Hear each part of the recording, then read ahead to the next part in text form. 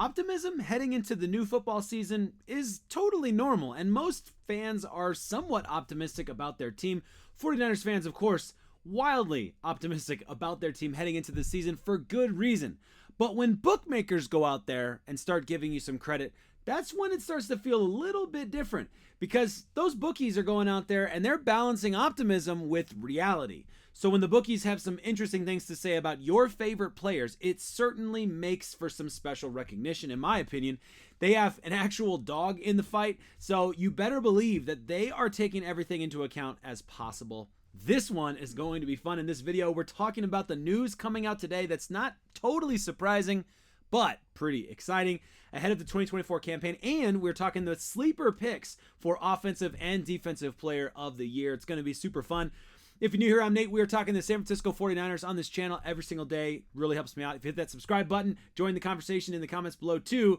Here's what I would love to have you comment about. Actually, first, let me tell you the good news. Just in short, because if you just came for the quick vid, I don't want you to be waiting too long. The San Francisco 49ers have two players named as odds on top threes, not quite favorites, to win Offensive Player of the Year and Defensive Player of the Year, respectively.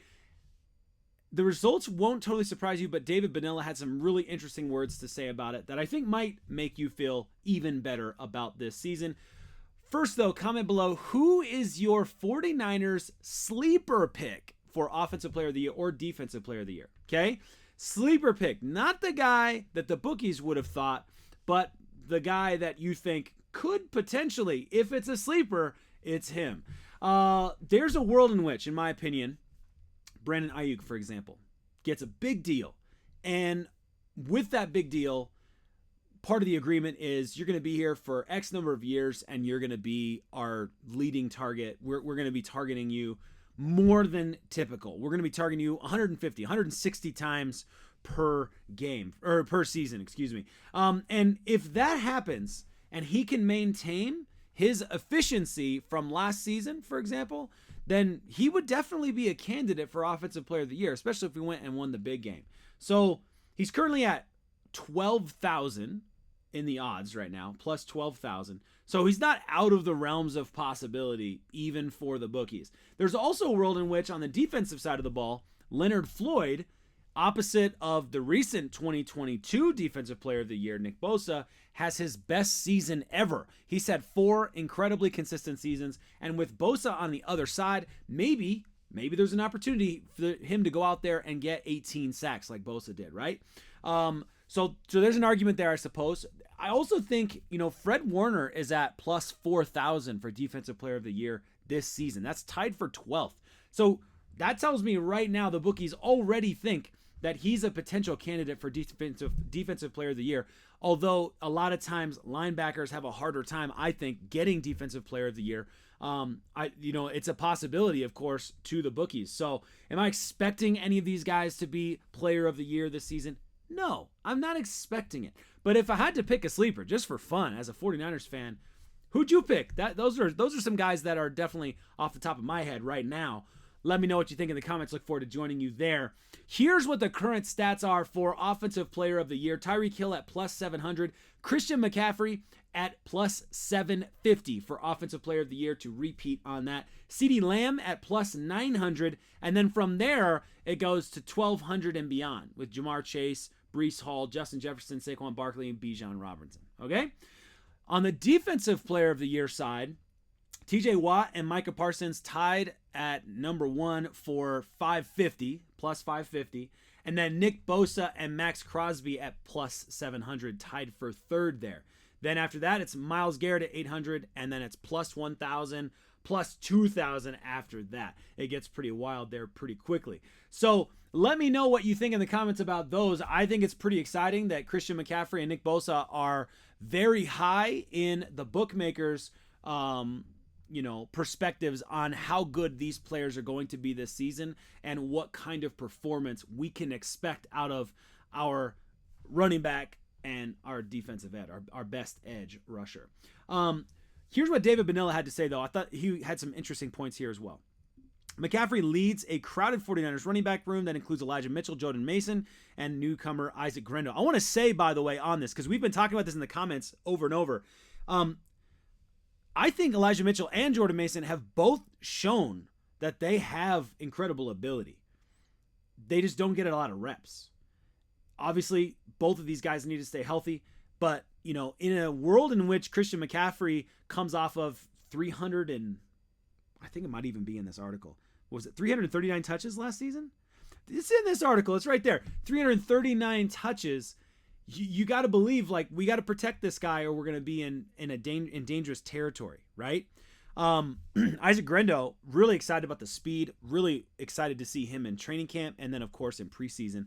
Well, I don't know how many reps he's going to get this season, but it'd be fun if he made the squad. That would be really interesting. Anyway, despite the impressive depth behind him, McCaffrey's determination to stay on the field resulted in him leading the NFL with 339 touches. Head coach Kyle Shanahan addressed the situation last month. We've talked about this before. We have guys that can run the ball. We have to protect Christian from himself. He doesn't like to ever come out no matter what the situation is, and I do think that that's something we could protect him more. When you are such a threat in the pass game, it's a little bit different, and when you get touches from a running back, a lot of times you're the last choice, just everyone's deep, and you're throw it to a check down.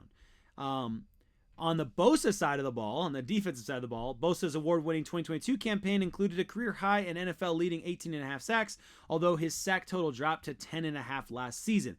Bosa admittedly, by the way, it's funny when you say that, and you're like, it dropped to 10.5, which was the best that Leonard Floyd has ever done, and he's been super consistent over the last several years. So it does really, 8.5 is just bananas. Bosa admitted that his lengthy contract negotiations likely contributed to a slow start. We have talked about that as well in this channel.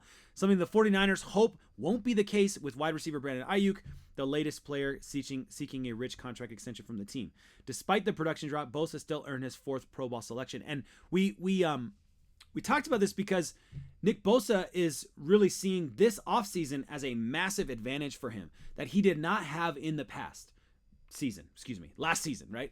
The last time he did have a full solid offseason was his Defensive Player of the Year season when he got 18.5 sacks. So you'd like to think, not that it's just, if you have a full offseason, you're going to be Defensive Player of the Year, but you'd like to think he's going into it looking a lot better this season than he did last season, being questionable to even start the season at one point. So in May, Bosa noted that he feels healthier than ever as he gears up for his 6th NFL season, hoping to build upon his last 2 seasons.